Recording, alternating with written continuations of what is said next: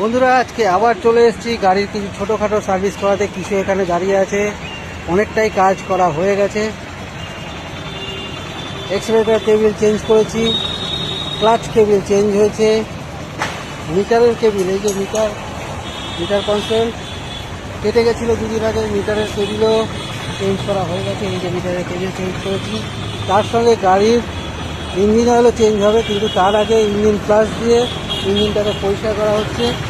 15 minute start দিয়ে রাখতে হচ্ছে। আমরা ঢেলে দিয়েছি ইঞ্জিন ফ্লাশ। কোনটা ঢেলেছি তোমাদের এখনই দেখাচ্ছি সেটা।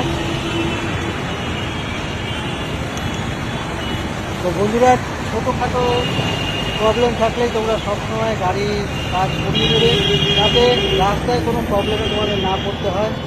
আর আমি এর জন্যই এই কাজগুলো করাই, যাতে আমাকে রাস্তায় প্রবলেমে পড়তে না হয়। কারণ আমি এই বাইক নিয়ে ঘুরতেও যাই, আবার দৈনন্দিন জীবনের কাজ সব আমার এই বাইকের দিকেই হয়। যেহেতু আমার একটাই বাইক, অনেকের দুটো বাইক থাকে, একটা নিয়ে ঘুরে একটা নিয়ে দৈনন্দিন কাজগুলো করে। তো তোমাদের আমি বলবো, যাদের একটা বাইক, যারা সব বাইক একটা বাইক নিয়ে সব কাজ করো, তো তাদের জন্য এই টিপসটা অবশ্যই নিজের গাড়িকে সবসময় সার্ভিস করে রাখবে। দেখতেই পাচ্ছ আমি এই সার্ভিসে চলে এসেছি। আর এবার তোমাদের দেখাই যে ইঞ্জিন ফ্লাশটা কী নিয়েছি আর কোন ইঞ্জিন অয়েল আমি গাড়িতে ঢালছি। চলো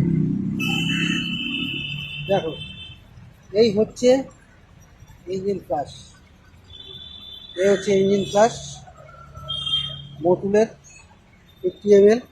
আর এই হচ্ছে মোটুল 3100 গোল্ড 10W30 আমার গাড়ির স্পেসিফিকেশান অনুযায়ী।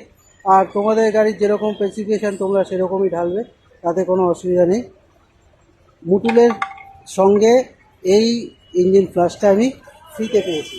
তো এই প্রথমবার ইঞ্জিন ফ্লাশ দিয়ে গাড়িতে মোবিল ঢালবো, দেখা যাক কীরকম কী সার্ভিস পাই। তারপরে তোমাদেরকে আরেকটা রিভিউ আমি দেবো। এই হচ্ছে মোটুলের 10W30 3100 গোল্ড আর সঙ্গে ইঞ্জিন ফ্লাশ, দেখতেই পাচ্ছি। আর গাড়ি এখন স্টার্টে দেওয়া আছে, তোমাদের আগেই বললাম। ঠিক 2:10-এ গাড়ি স্টপ করবো আর ইঞ্জিন অয়েলটা ড্রেন করে নতুন ইঞ্জিনটা ঢালবো। ঠিক আছে, তো যতটা ইনফরমেশান দেওয়ার দরকার তোমাদের কাছে তুলে ধরলাম। তোমাদের যদি ভালো লেগে থাকে ভিডিওটা, অবশ্যই একটা লাইক করো। আর নিজের বন্ধুবান্ধবদের সঙ্গে শেয়ার করো, যারা বাইক চালায়, তাদেরও যদি কাজে লাগে ব্যাপারটা।